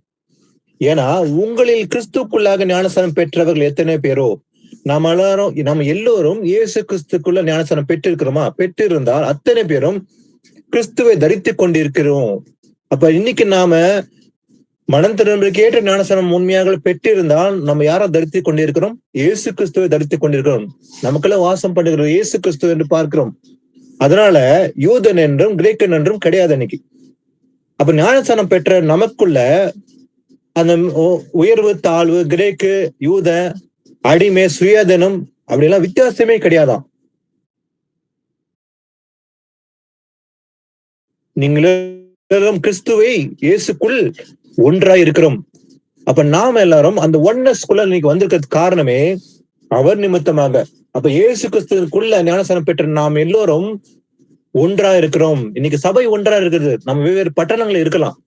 சென்னையோ, திருச்சியோ, இல்ல கோயம்புத்தூரோ, இல்ல பெங்களூரோ, இல்ல மதுரையோ, எந்த பட்டணம் ஆனாலும் சரி நம்ம எல்லோரும் ஒன்றா இணைந்து இருக்கிறோம். நமக்குள்ள அந்த ஒன்னஸ், ஒரே ஆவிக்குள்ள நாம எல்லாரும் இருக்கிறோம். ஆனா ஒன்றான நாம வெவ்வேறு அமையெல்லாம் இருந்தாலும் கூட அதுக்கு தலையா இருப்பது ஒருவர் தான், அவர் தான் இயேசு கிறிஸ்து. அப்ப நம்ம ஒரே சபையை தான் வெவ்வேறு பட்டணத்துல இருக்கிறோம். ஒரே சிந்தனை, ஒரே மனது, ஒரே விசுவாசம் நமக்கு உண்டு என்று பார்க்கிறோம். அதுக்கு தலையா இருப்பது இயேசு கிறிஸ்து ஒருவர் தான். அப்ப நமக்குள்ள உயர்வு தாழ்வு இல்ல, ஆணு பெண்ணு என்ற வித்தியாசமோ, இல்ல யூதன் கிரேக்கன் என்ற விசுவாசமும் இல்ல, அடிமை சுயதனம் என்ற வித்தியாசமே கூட கிடையாது என்று பார்க்கிறோம். நம்ம எல்லோரும் ஒன்றா இருக்கிறோம். இயேசு கிறிஸ்துக்குள்ள நாம் எல்லோரும் இன்றைக்கு ஒன்றா இருக்கிறோம் என்று பார்க்கிறோம். அடுத்தது யாக்கோபு 2:12-13 வாசிக்கலாம். ஏனென்றால் விபச்சாரம் ஏனென்றால் விபச்சாரம் செய்யாதிருப்பாயாக. 2 12-13. சுயாதீன பிரமாணத்தினால் நியாய தீர்ப்படைய போகிறவர்களாய் அதற்கேற்றபடி பேசி அதற்கேற்றபடி செய்யுங்கள். ஏனென்றால் இரக்கம் செய்யாதவனுக்கு இரக்கமில்லாத நியாய தீர்ப்பு கிடைக்கும். நியாய தீர்ப்புக்கு முன்பாக இரக்கம் மேன்மை பாராட்டும். ஆமேன். சுயாதீன பிரமாணத்தினாலே இப்ப நாம எல்லாரும் நியாயப்பிரமாணத்துக்கு கீழ் இல்ல, சுயாதனத்துக்குள்ள இருக்கிறதுனால சுயாதீன பிரமாணத்தினாலே நியாய தீர்ப்பு அடைய போகிறவர்களாய். அப்ப நான் நியாய தீர்ப்பு எப்படி உண்டா? நியாய பிரமாணத்தின் மூலமாக இல்ல, சுயாதீன பிரமாணத்தினால் நியாய தீர்ப்பு உண்டு. அப்போ சுயாதீன பிரமாணத்தினால் நியாய தீர்ப்பு அடைய போகிறவர்களாய் அதற்கேற்றபடி பேச வேண்டும், அதற்கேற்றபடி செய்ய வேண்டும். ஏன்னா இரக்கம் செய்யாதவனுக்கு இரக்கமில்லாத நியாய தீர்ப்பு கிடைக்குமா? அப்படிதான் நியாய தீர்ப்பு ஆண்டவர் எப்படி கொடுக்க போறாரு? இரக்கம் செய்வனாக இரக்கம் இல்லாத நியாய தீர்ப்பு உண்டு. இரக்கம் செய்தா தேவனும் இரக்கத்தை மேன்மை பாட்டுவார். அப்ப நியாய தீர்ப்புக்கு முன்பாக என்ன மேன்மை பாட்டும்? இரக்கம் மேன்மை பாட்டும். அதான் ஏசப்பாவும் சொல்றாரு, மனுஷருடைய தப்புதல் நீங்கள் அவர்களுக்கு மன்னித்தால் கண்டிப்பா ஆண்டவரும் மன்னிப்பாராம். மன்னியாது இருந்தால் உங்கள் பிதா உங்கள் தப்பிதங்களை மன்னியாது இருப்பார் என்று மத்திய 6:11 பார்க்கிறோம். அப்ப நியாய தீர்ப்பு எதன் மூலமாக வருது? சுயாதீன பிரமாணத்தின் மூலமாக நியாய தீர்ப்பு உண்டு. அதனால இரக்கம் மேன்மை பாடுறோம் என்று பார்க்கிறோம். அடுத்தது கள்ள தீர்க்கதரிசிகளை பத்தி, கள்ள போதகளை பத்தி ஒரு முக்கியமான விஷயத்தை பார்க்கலாம். 2 பேதுரு 2:19-20. நாம் தாங்களே கேட்டுக்கு அடிமைகளாய் இருந்தும் அவர்களுக்கு சுயாதீனத்தை வாக்குத்தத்தம் பண்ணுகிறார்கள். எதினால் ஒருவன் ஜெயிக்கப்பட்டிருக்கிறானோ அதற்கு அவன் அடிமைப்பட்டிருக்கிறானே. கர்த்தரும் இரட்சகருமாய் இருக்கிற இயேசு கிறிஸ்துவை அறிகிற அறிவினாலே உலகத்தின் அசுத்தங்களுக்கு தப்பினவர்கள் மறுபடியும் அவைகளில் சிக்கிக் கொண்டு ஜெயிக்கப்பட்டால் அவர்களுடைய பின்னிலைமை முன்னிலைமையிலும் கேடுள்ளதா இருக்கும். ஆமென். பாருங்க, இந்த கள்ள தீர்க்கதரிசி கள்ள போதர் என்ன பண்ணுவாங்கன்னா வாக்குத்தத்தம் செய்வாங்க. ஆனா எப்படிப்பட்ட வாக்குத்தம் செய்வாங்களா? தாங்களோ கேட்டுக்கு அடிமையா இருந்தும் கூட அவருக்கு சுயாதீனத்தை வாக்குத்தத்தம் பண்ணுகிறார்கள். ஆனா வாக்குத்தத்தம் மட்டும் சுயாதீனத்தை பத்தி பண்ணுவாங்க, வாக்குத்தத்தம் வசனத்து படி. ஆனா எதுக்கு அடிமையா இருப்பாங்களா? கேட்டுக்கு அடிமையா இருப்பாங்க. அவங்க வசனத்துக்கு மீறிதான் நடப்பாங்க, கற்பனையில கை கொள்ள மாட்டாங்க. ஆனா வாக்குத்தத்தம் மட்டும் மாசம் பண்ணுவாங்க, வருஷம் பண்ணுவாங்க. எதை பத்தி? சுயாதீனத்தை பத்தி வாக்குத்தத்தம் பண்ணுவாங்களாம். அப்போ எதினால் ஒருவன் ஜெயிக்கப்பட்டு இருக்கிறானோ அதற்கு அவன் அடிமைப்பட்டிருக்கிறானா. ஏன்னா பாருங்க, கர்த்தரும் இரட்சகருமா இருக்கிற இயேசு கிறிஸ்துவை அறிகிற அறிவினாலே உலகத்தின் அசுத்தங்களுக்கு தப்பினவர்கள். அப்ப ஒரு காலத்துல நம்ம அசுத்தங்களுக்கு அடிமை இருந்தோம், அதை தப்பினவர்கள் மறுபடியும் அவைகளை சிக்கி கொண்டால், அப்ப குடியை விட்டு ஒரு காலம் விட்டு ஒரு வருஷம் வந்து விட்டு மறுபடியும் அவன் குடிக்கே திரும்பி விட்டால், அதனால ஜெயிக்கப்பட்டா அவருடைய பின் நிலைமை எப்படி இருக்குமா? முன்னிலைமையிலும் கேட்டுள்ளதா இருக்கும், ரொம்ப மோசமா இருக்கும் என்று பார்க்கிறோம். 10 மடங்கு ஆபத்தா இருக்கும். ஒரு காலத்துல குடிக்கு அடிமையா இருந்தாங்க, குடியை விட்டு வெளியே வந்துட்டாங்க, இயேசு கிறிஸ்து அறிந்து கொண்டாங்க, சத்தியத்தை அறிந்து கொண்ட ஞானஸ்நானம் பெற்றுக் கொண்டாங்க. மறுபடியும் கொஞ்சம் காலம் பிறகு மறுபடியும் அதே குடிக்கு திரும்பி போனால் என்ன நடக்குமா? பின்னிலைமை முன்னிலைமையிலும் அதிக கேடுள்ளதா இருக்கும் என்று பார்க்கிறோம். வாசிகள கலாத்தியர் 4:6-7 வாசிக்கலாம். மேலும் நீங்கள் புத்திரராய் இருக்கிறபடியினால் அப்பா பிதாவே என்று கூப்பிடத்தக்கதாக தேவன் தமது குமாரனுடைய ஆவியை உங்கள் இருதயங்களில் அனுப்பினார்.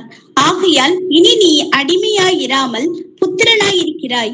நீ புத்திரனே ஆனால் கிறிஸ்து மூலமாய் தேவனுடைய சுதந்திரனாயும் இருக்கிறாய். ஆமென். ஆமேன். மேலும் நீங்கள் புத்திரரா இருக்கிறபடியால், நம்மள ஏசப்பா பிள்ளையா இருக்கிறோம் இன்னைக்கு, இல்லைங்களா? ஒரு காலத்துல அந்நியரா இருந்தோம், பாவத்துக்கு அடிமையா இருந்தோம். அடிமைத்தத்தை விடுவிக்கப்பட்ட நாம் இன்னைக்கு அப்பா பிதாவை என்று கூப்பிடத்தக்கதாக தேவன் தமது குமாரனுடைய ஆவியை உங்கள் இருதயங்களுக்கு அனுப்பி இருக்கிறார்.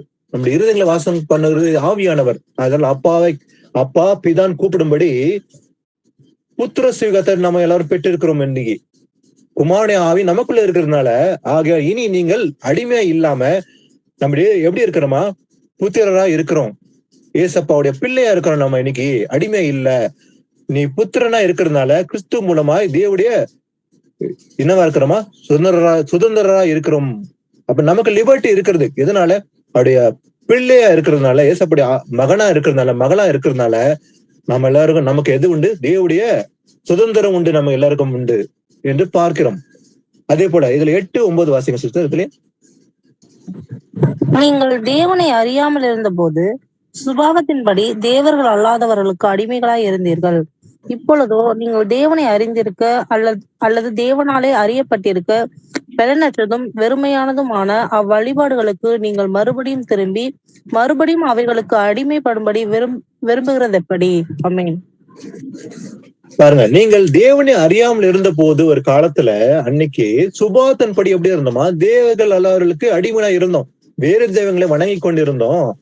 ஆனா இப்பொழுது நீங்கள் தேவனை அறிந்திருக்க அல்லது தேவனால் அறியப்பட்டிருக்கிறதுனால பலனற்றதும் வெறுமையுமான வழிபாடுக்கு நீங்கள் மறுபடியும் திரும்பி மறுபடியும் அவளுக்கு அடிமைப்படும்படி விரும்புகிற எப்படி? அப்ப நம்ம அடிமையிலிருந்து விடுதலை ஆக்கப்பட்டோம், மறுபடியும் அதை தேடி போனா அதுக்கு மறுபடியும் அடிமை ஆகிறது எப்படி என்று ஆண்டவர் கேள்வி கேட்கிறாரு. வாசிக்கலாம். பழைய ஏற்பாட்டுல இந்த யூத ஜனங்கள்லாம் பாத்தீங்கன்னாக்கா, எபிரேய ஜனங்கள் பழைய ஏற்பாட்டுல ஏசப்பா வந்து அடிமைத்தனத்தில் இருந்தவங்களை விடுதலை பண்ணினார்.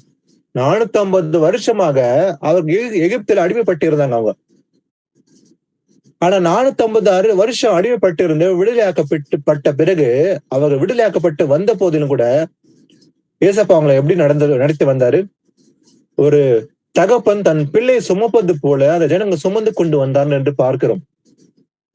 இரவில அக்னி ஸ்தம்பமாகவும் பகலில் மேக ஸ்தம்பமும் வழிநடத்தினார். பசியா இருக்கும்போது அவர்கள் மன்னாவினால் போஷித்தார். தாகமா இருக்கும்போது தண்ணீரை கொடுத்தார். அவர்கள் போட்டு அணிந்து கொண்டிருந்த காலடிகள் சுமந்து அது வந்து தேய்ந்து போகவே இல்லை. அவர்கள் சட்டை கிழிந்து போகவே இல்லை. 40 வருடமா சுமந்து கொண்டு வந்தார். அவர்கள் சுகமா வாழ்ந்தார்கள் என்று பார்க்கிறோம். ஆனாலும் கூட அவங்களுக்கு என்ன வந்தது? முறுமுறுப்பு வந்தது. முறுமுறுப்புனா பின்னோக்கி பார்த்தார்கள், விழுந்து போனார்கள். அதனால கர்த்தர் அவங்க மேல் கோபப்பட்டார், அவங்களை சிட்சித்தார். ஆனாலும் மனஸ்தாபம் பட்டார், அவங்க மனம் எரிகினார் என்று பார்க்கிறோம். அடிமைத்தனத்தில் விடுதலையாக்கப்பட்டு வந்த போதிலும் கூட பின்னிட்டு பார்த்தார்கள் முறுமுறுப்பினால். நாங்கள்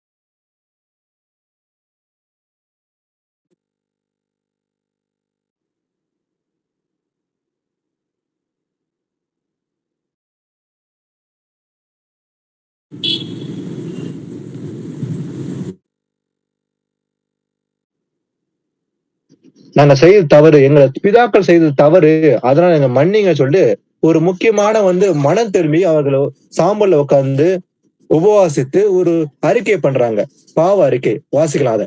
நெகேமியா 9ஆம் அதிகாரம் 16-17.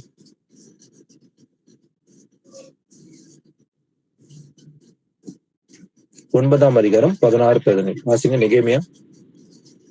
எங்கள் பிதாக்களாகிய அவர்களோ அகங்காரமாய் நடந்து தங்கள் கழுத்தை கடினப்படுத்தி உம்முடைய கற்பனைகளுக்கு செவி கொடாதே போனார்கள்.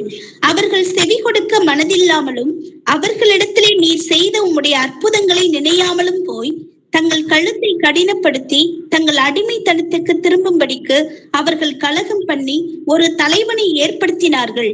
ஆகிலும் வெகுவாய் மன்னிக்கிறவரும் இரக்கமும் மன உருக்கமும் நீடிய சாந்தமும் மகா கிருபையும் உள்ளவருமான தேவனாகிய நீர் அவர்களை கைவிடவில்லை. ஆமென். பாருங்க, எங்கள் பிதாக்களாகிய அவர்களோ என்ன பண்ணாங்களா? அன்னைக்கு அகங்காரமாய் நடந்தார்கள், தங்கள் கழுத்தை கடினப்படுத்தி உங்களுடைய கற்பனைகளுக்கு செவி கொடாம போனாங்க. அன்னைக்கு எங்கள் பிதாக்கள் என்று அறிக்கை செய்யறாங்க அவங்க. ஏன்னா அவர்கள் செவி கொடுக்க மனதில்லாம அவர்களிடத்தில் நீர் செய்த உம்முடைய அற்புதங்களை நினையாமல் போயிட்டாங்க. ஆண்டவர் அநேக அற்புதங்கள் செய்த கண்கூடியா பாக்குறாங்க.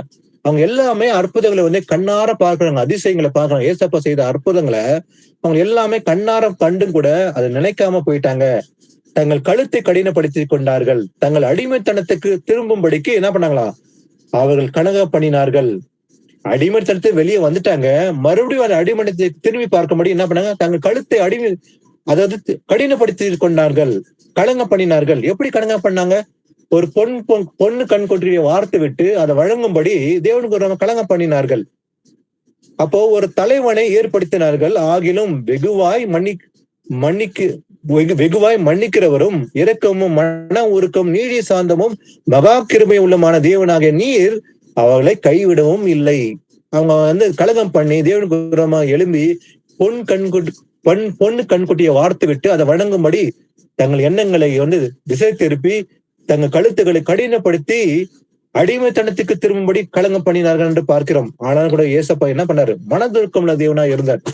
அவங்களை மன்னிச்சாரு, அவங்க மேல இறங்கினாரு, அவளை கைவிடவே இல்லை என்று பார்க்கிறோம். அப்படிப்பட்ட தேவன் தான் நம்முடைய தேவன். இரக்கமுள்ள தேவனா இருந்தார் அவர். அவங்க அவ்வளவு கலகம் பண்ணி கடினப்படுத்தி பின் வாங்கி போனாலும் கூட அவங்களை கைவிடவே இல்லை. அப்படிப்பட்ட தேவன் நம்முடைய தேவன் என்று பார்க்கிறோம். அடுத்தது வாசிக்கலாம். 1 கொரிந்தியர் 7ஆம் அதிகாரம் 22 24 வாசிக்கலாம்.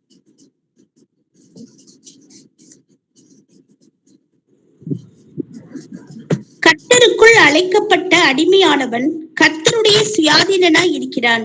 அப்படியே அழைக்கப்பட்ட சுயாதீனன் கிறிஸ்துவினுடைய அடிமையாய் இருக்கிறான். நீங்கள் கிரயத்துக்கு கொல்லப்பட்டீர்கள், மனுஷருக்கு அடிமைகள் ஆகாதிருங்கள். ஆமென். கர்த்தருக்குள் அழைக்கப்பட்ட அடிமையானவன் எப்படி இருப்பானா? கர்த்தருடைய சுயாதீனனா இருக்கிறான். அதே போல அழைக்கப்பட்ட சுயாதீனன் எப்படி இருக்கிறான்னா கிறிஸ்துவுடைய அடிமையா இருக்கிறான். அப்ப நம்ம ஒரு காலத்துல பாவத்துக்கு அடிமையா இருந்தோம், நம்ம விடுதலையாக்கப்பட்டோம். இப்ப நம்ம எப்படி இருக்கிறோமா? தேவனுக்கு அடிமையா இருக்கிறோம். நமக்கு சுயாதீனம் உண்டு என்று பார்க்கிறோம். அப்ப சுயாதீனன் கிறிஸ்துவுடைய அடிமையா இருக்கிறான். நீங்கள் கிரயத்துக்கு கொல்லப்பட்டீர்கள், மனுஷனுக்கு அடிமைகளாகாதிருங்கள். அப்ப நமக்கு கிரயத்துக்கு கொல்லப்பட்டிருக்கிறோம். நம்ம எல்லாருமே இயேசு தம்முடைய வெளியேறப்பட்ட ரத்தம் சிந்து நம்மளை மீட்டு கொண்டிருக்கிறார், நம்ம விடுதலை ஆக்கினார். ஆனா என்ன செய்யக்கூடாதா? மனுஷனுக்கு அடிமையா இருக்கக்கூடாது, பாவத்துக்கு அடிமையா கொடுக்க கூடாது என்று பார்க்கிறோம். 9ஆம் அதிகாரம் 19 23 வாசிக்கலாம்.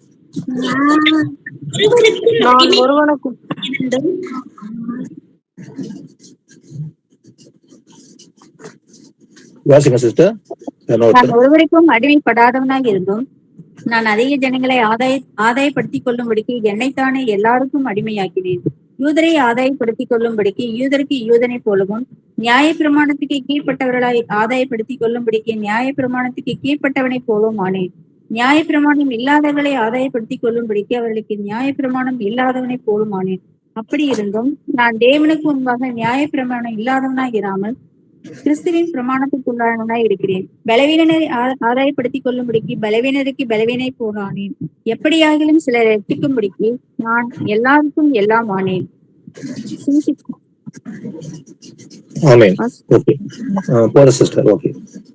பாருங்க, பவுல் இங்க சொல்வதை பாருங்க. நான் ஒன்றுக்கும் அடிமைப்படாதவனா இருந்தும் கூட நான் எதுக்குமே அடிமைப்படவில்லை. ஆனாலும் கூட என்ன பண்ணேன்? நான் அதிக ஜனங்களை ஆதாயப்படுத்திக் கொள்ளும்படிக்கு, அதிக ஜனங்களை ஆதாயப்படுத்த வேண்டும் என்பது பவுலுடைய ஒரு பாரமா இருந்தது. அதனால என்ன பவுல் என்ன பண்ணாரு?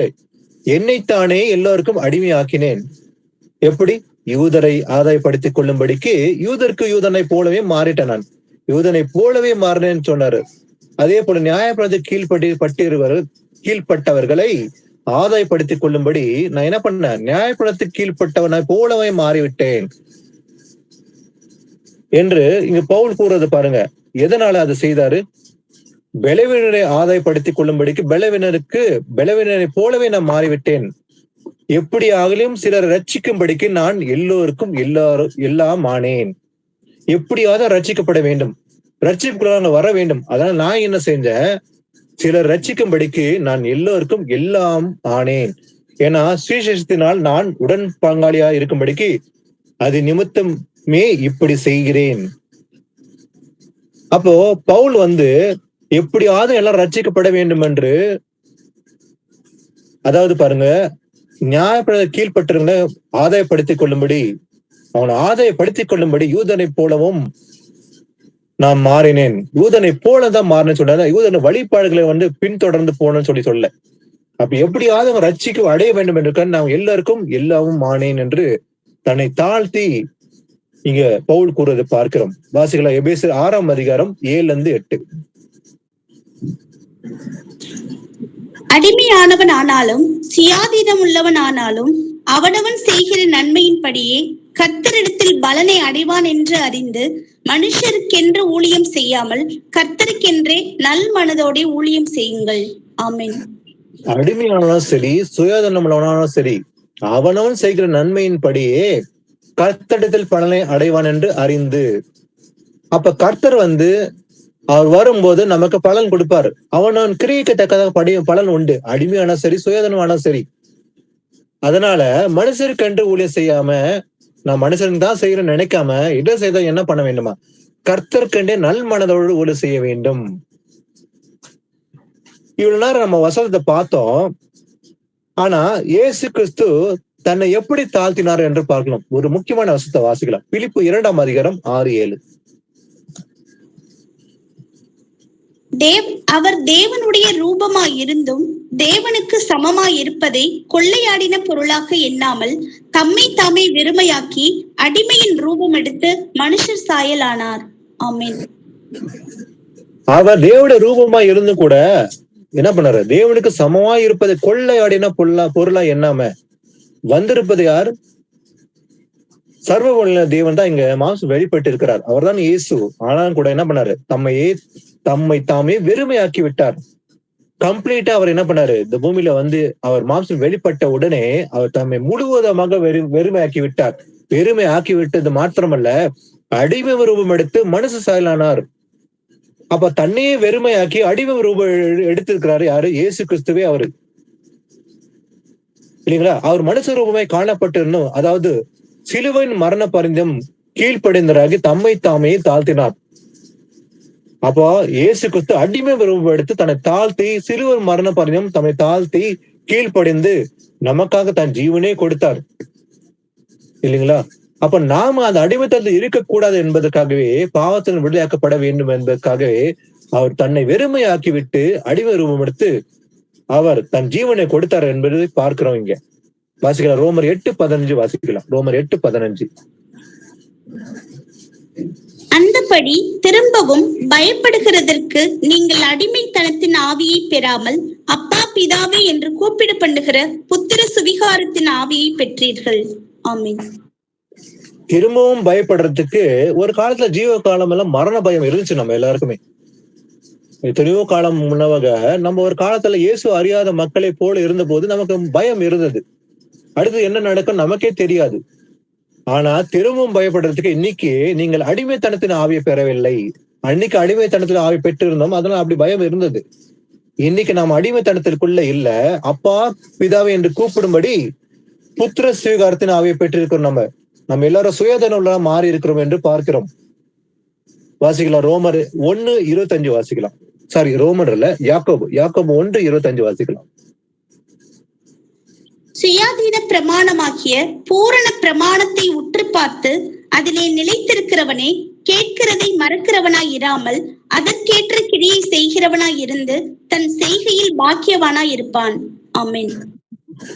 சுயாதீன பிரமாணமாகிய பூர்ண பிரமாணத்தை உற்று பார்த்து அதிலே நிலைத்திருக்கிறவனே கேட்கிறதை மறக்கிறவனா இல்லாம அதற்கேற்றபடி கிரியை செய்யணும் இருந்து என்ன பண்ண மாட்டோம்?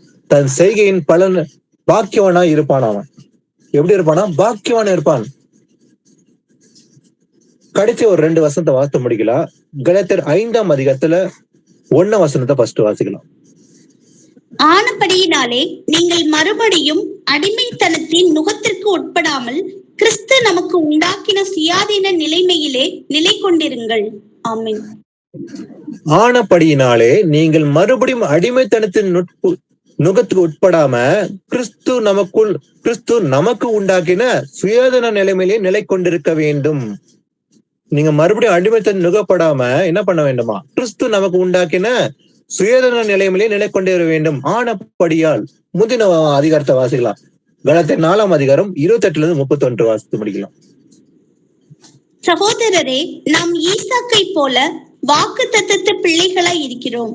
ஆகிலும் மாம்சத்தின்படி பிறந்தவன் ஆவியின்படி பிறந்தவனை அப்பொழுது துன்பப்படுத்தினது போல இப்பொழுதும் நடந்து வருகிறது. அதை குறித்து வேதம் என்ன சொல்லுகிறது? அடிமையானவளின் மகன் சுயாதீனம் உள்ளவளுடைய குமாரனோட சுதந்திரவாளியாய் இருப்பதில்லை. ஆகையால் அடிமையானவளையும் அவளுடைய மகனையும் புறம்பே தள்ளி என்று சொல்லுகிறது. இப்படி இருக்க சகோதரரே, நாம் அடிமையானவளுக்கு பிள்ளைகளாய் இராமல் சுயாதீனம் உள்ளவருக்கே பிள்ளைகளாய் இருக்கிறோம். ஆமென். ஆமென். நாம் ஈசாக்கை போல வாக்கு தத்தத்தின் பிள்ளையா இருக்கிறோம். இன்னைக்கு நாம் எல்லோரும் ஒவ்வொருத்தரும் இயேசுவின் கற்பனை கை கொண்டு நடக்கிற அத்தனை பேரும் ஈசாக்கை போலவே அவருடைய பிள்ளையா இருக்கிறோம். அப்ப நாம எல்லாம் யாருடைய ஜெனரேஷன்? ஆபிரகாமின் ஜெனரேஷன். ஆபிரகாம், ஈசாக், யாக்கோபின் சந்ததியா தான் நாம இருக்கிறோம். அப்படி நம்முடைய முற்பிதா யாரு? ஆபிரகாம் தான் சொல்லுவோம். வெறும் வாய் வார்த்தைனால அல்ல, கற்பனை இயேசப்போடைய வார்த்தையின்படி நடந்தால் மட்டுமே. அப்ப நாம இன்னைக்கு ஈசாக்கை போலவே வாக்குத்தத்தத்தின் பிள்ளைகள்லாம் இருக்கிறோம். நாம எல்லாருமே ஆகிலும் மாசுபடி பிறந்தவன் ஆவின் படி பிறந்தவனை அப்போது துன்பப்படுத்தியது போல இப்போதும் நடந்து வருகிறது என்று பார்க்கிறோம். இதை குறித்து வேதம் என்ன சொல்றது பாத்தீங்கன்னாக்கா, அடிமையானவனின் மகன் சுயாதீனம் உள்ளவருடைய குமாரனோட சுதந்திரவாளியா இருப்பதில்லை. ஆகையால் அடிமையானவனை அவருடைய மகனையும் புறம்பே தள்ளு என்று சொல்லி இருக்கிறதே. இதனால இப்படி இருக்கிறதுனால நாம் அடிமையானவனுக்கு பிள்ளையா இல்லாம சுயாதீனம் உள்ளவருக்கே பிள்ளையா இருக்கிறோம் நம்ம எல்லாருமே இன்னைக்கு. அப்ப நாம எல்லாருமே அடிமைத்தனத்தில் பிள்ளையா இல்லை நம்ம எல்லாரும். அப்ப யாருடைய பிள்ளையா நம்ம எல்லாரும் இருக்கிறோம்? சாராளுடைய பிள்ளையா தான் நம்ம எல்லாருமே இருக்கிறோம். அப்ப ஆபிரகாம், ஈசாக் அந்த சந்ததியின் பிள்ளையா தான் நம்ம எல்லாருமே இருக்கிறோம். அப்போ அடிமையின் பிள்ளை யார சொல்றோம்? பழைய ஏற்பாட்டுல ஆகாரின் பிள்ளை. ஆகாரின் பிள்ளை. சிஸ்டர் வாய்ஸ் கேக்குதா எனக்கு? கேக்குது பிரதர். ஓகே, கொஞ்சம் டிஸ்டர்பன்ஸ். ஓகே, நாம் அடிமையானவனுக்கு பிள்ளையா இல்லாம இன்னைக்கு எப்படி இருக்கிறோமா? சுயதனம் உள்ளவருக்கே பிள்ளையா இருக்கிறோம். அப்ப அடிமையான பிள்ளை யாரு? அதாவது ஆகார் பிறந்த பிள்ளை தான் அடிமையான சந்ததி சொல்லி பாக்குறோம். அப்போ சாரால் பிறந்த பிள்ளை ஈசாக்கு சுதந்திரவாளி. அப்போ நாம் எல்லாருமே எந்த சந்ததியா இருக்கிறோம்? சாரன் பிள்ளையா இருக்கிறோம். அப்போ நாம அடிமையானவருக்கு பிள்ளையா இல்லாம சுயதனம் உள்ளவருக்கு பிள்ளையா இருக்கிறதுனால இப்படி இருக்கிறதுனால ஆனபடியால் நீங்கள் மறுபடியும் அடிமைத்தனத்தில் நுகப்படாம எப்படி இருக்க வேண்டுமா? கிறிஸ்து நமக்குள் உண்டாக்கின சுயதன நிலைமையிலேயே நிலை கொண்டிருக்க வேண்டும் என்று வேதம் கூறுகிறது. சோ இன்றைக்கு நாம பார்த்தோம், அதாவது நம்ம இயேசப்பா அடிமைத்தனத்திலிருந்து விடுதலை ஆக்கி இருக்கிறார். அதுதான் இயேசப்பா சொன்னாரு அந்த மக்களை பார்த்து, நீங்கள் இன்னும் அடிமைத்தனத்தை உள்ளீர்கள். எதற்கு? பாவத்தில் அடிமையா இருக்கிறோம், சத்தியத்தையும் அறிவீர்கள், சத்தியம் உங்களை விடுதலையாக்கும். கேட்கறாங்க, எதுல அடிமையா இருக்கிறோம்? நாங்க கேட்கும்போது, நான் ஆபிரகாம் பிள்ளைகளா இருக்கிறோம், நாங்க இன்னும் அடிமைப்படவே இல்லை, ஏன் விடுதலையாக்கப்பட வேண்டும் என்று கூறும்போது இயேசப்பா சொல்றார், பாவம் செய்கிறவனும் பாவத்துக்கு அடிமையா இருக்கார். நீங்க எல்லாரும் பாவத்துல இருக்கிறீங்க, அதனாலதான் அடிமைத்தனத்தில் இருக்கிறீங்க. இங்க நீங்கள் விடுதலையாக்கப்பட வேண்டும். அதனால நீங்க என்ன செய்ய வேண்டும்? சத்தியத்தை அறிய வேண்டும். அப்ப இயேசு கிறிஸ்து தான் சத்தியமா வந்திருக்கிறது. அவர் சத்தியத்துக்கு சாட்சி கொடுக்கும்படி வந்திருக்கிறார். ஆனா அந்த மக்களோ ஏற்றுக்கொள்ள மனதில்லாம போயிட்டாங்க. அப்போ சத்தியம் தான் விடுதலைக்கும். ஏன்னா விடுதலையாக்க முடியும் என்றால் யாரால் விடுதலையாக்கப்பட வேண்டும்? அதெல்லாம் ஆரம்பத்துல வாஸ்தவம். 2 கொரிந்தியர் 3:17 2 கொரிந்தியர் 3:17 படி தேவனுடைய அதாவது கர்த்தருடைய ஆவி எங்கு உண்டோ அங்கு விடுதலை உண்டு. 2 கொரிந்தியர் 3:11-17 வாஸ்தவம். கர்த்தருடைய ஆவியானவர், கர்த்தருடைய ஆவி எங்கேயோ அங்கு விடுதலை உண்டு. அப்ப விடுதலை பண்ணுகிறவர் யாரு? ஆவியானவர் தான் நம்ம விடுதலை பண்ணுவார். எதுல இருந்து? பாவத்தின் விடுதலை. அப்போ 100% நாம பாவத்தின் விடுதலையாக்கப்பட வேண்டும். அப்பதான் தேவனுடைய ராஜ்யத்தை நம்ம சுதந்திரிக்க முடியும் என்று பார்த்தோம். அப்ப சத்தியத்தை அறிந்த பின்பு நாம் விடுதலையாக்கப்பட்டு இருக்கிறோம் என்று. அப்ப சத்தியம் தான் நாம் விடுதலையாக்கும். விடுதலையாக்கப்பட்ட நாம் அடிமையின் பிள்ளைலாம் இல்லாம, ஆனா தேவனுக்கு அடிமையா இருக்க வேண்டும். ஆனா எதுக்கு அடிமையா இல்லை? நாம இன்னைக்கு பாவத்துக்கு அடிமை இல்லை. நம்ம எல்லாரும் சுதந்திரவாளிகள், பாவத்தில் விடுதலையாக்கப்பட்டுக்கிறோம். அப்ப நமக்கு சுதந்திரம் உண்டு. ஆனா சுதந்திரம் இருக்குது, அத தேவனுக்கு அடிமையா நாம் நடக்க வேண்டும். சோ இது வரைக்கும் ஏசப்பா கொடுத்த இந்த வார்த்தைக்காக நன்றி செலுத்தி ஒரு ஜெபத்தோட இந்த பைபிள் ஸ்டடியை முடிக்கலாம். ஆமீன். சோ நம்மில் ஒருவர் யாரா ஒரு முடிவு ஜெபத்தை செய்யலாம். பிரதர் சிஸ்டர்ஸ் யாருன்னு ஒருத்தர்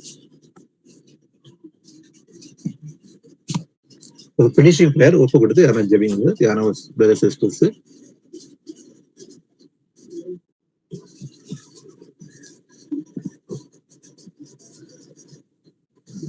பிரதர் சிஸ்டர்ஸ் யாரும் ஒரு முடிவு ஜெபம் பண்றீங்களா? கேக்குதா?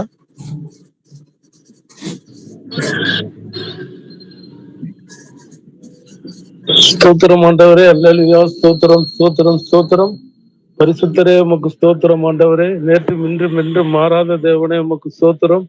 இருந்தவரும் இருக்கிறவரும் வருகிறவருமா இருக்கிற என் தேவனாய கர்த்தர் ஆண்டவரே, இந்த இரவு வேளைக்காகவும் நன்றியோடு ஸ்தோத்தரிக்கிறோம், துதிக்கிறோம் ஆண்டவரே. பரிசுத்த பிதாவே, இந்த 1 மணி நேரம் இந்த ஆன்லைன் பிரேயரை நாங்கள் கேட்டோம் ஆண்டவரே. ஆண்டவரே, இந்த ஜீவனுள்ள வார்த்தையை பேசின உம்முடைய தாசனின் மூலயமா அநேக வசனத்தை நாங்கள் கேட்டோம் ஆண்டவரே. ஆண்டவரே, அடிமையானவர்களுடைய பிள்ளைகள் எப்படி இருக்கிறார்கள் ஆண்டவரே. அடிமை இல்லாத ஆபிரகாமுடைய சந்ததியிலே நாங்கள் ஆண்டவரே இருந்தாலும் அடிமை இல்லாத ரூபத்துல எப்படி இருந்தாங்கன்னு என்று கேள்விப்பட்டோம் ஆண்டவரே. ஆண்டவரே, அந்த வார்த்தையின் பிரகாரம் நாங்கள் ஆண்டவரே ஈசாக்கினுடைய பிள்ளைகள் வம்சத்தை போல நாங்கள் ஒவ்வொருவரும் ஆண்டவரே இந்த வசனத்தை கேட்டு அந்த வார்த்தையின் பிரகாரம் நாங்கள் நடக்க கர்த்தர் எங்களை தகுதிப்படுத்துங்க ஆண்டவரே. சத்தியத்தை அறிந்தீர்களான சத்தியம் உங்களை விடுதலையாக்கும் என்று சொன்னீங்க ஆண்டவரே. உங்களுக்கு ஸ்தோத்திரம் ஆண்டவரே. ஆண்டவரே, அனுதினமும் நாங்கள் இந்த வார்த்தையை கேட்டு இந்த வார்த்தையின் பிரகாரம் ஒவ்வொருவரும் நடக்க கர்த்தர் கிருபை செய்யும்படியாக செபிக்கிறோம் ஆண்டவரே. ஆண்டவரே, இந்த வார்த்தையை கேட்ட ஒவ்வொரு பிரதர் சிஸ்டர் சிறு பிள்ளைகள் அனைவரையும் கர்த்தர் ஆசீர்வதித்து இன்னும் ஆண்டவரே அனுதினமும் நாங்கள் இந்த வார்த்தையை கேட்டு இந்த வார்த்தையின் பிரகாரம் நடக்க கர்த்தர் எங்களை தகுதிப்படுத்தும்படியாக செபிக்கிறோம் ஆண்டவரே. ஆண்டவரே, கேட்டுக்கொண்டிருக்கிற ஒவ்வொரு பிள்ளைகளையும் ஆசீர்வதிங்க ஆண்டவரே. இந்த வசனத்தை கேட்ட ஒவ்வொரு பிள்ளையையும் இந்த வசனத்தின் மூலியமா நடக்க அனுதினமும் இந்த வார்த்தையை நாங்கள் தியானித்து நாங்கள் ஆண்டவரே இந்த வசனத்தை பிரகாரம் நடக்கும்படியாக ஜெபிக்கிறோம் ஆண்டவரே. அப்படியே செய்ய போறக்கா ஸ்தோத்திரம் ஆண்டவரே. கேட்ட ஒவ்வொரு பிள்ளைகளையும் ஆசீர்வதிங்க ஆண்டவரே. துதி கனம் மகிமை யாவும் உமக்கே செலுத்துகிறோம் ஆண்டவரே. ரட்சகர மீட்பெருமாகிய இயேசு கிறிஸ்துவின் நாமத்தினாலே ஜெபிக்கிறோம். ஜெபம் கேளு எங்கள் ஜீவனுள்ள நல்ல பிதாவே. ஆமென். ஆமென். ஆமென். Thank you, brother, sister. Praise Lord, brother, sister. Praise Lord, brother. Praise Lord, brother. Praise Lord. Praise Lord, brother. Thank you, brother. Praise the Lord. Praise Lord, brother. Amen. Thank you. Praise Lord. Praise Lord, sister. Praise Lord. Praise Lord, brother. Praise Lord, brother. Praise Lord, sister. Amen. Praise Lord, brother. Praise God.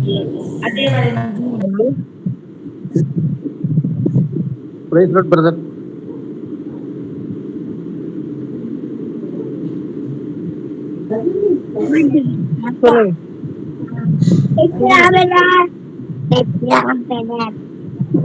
It's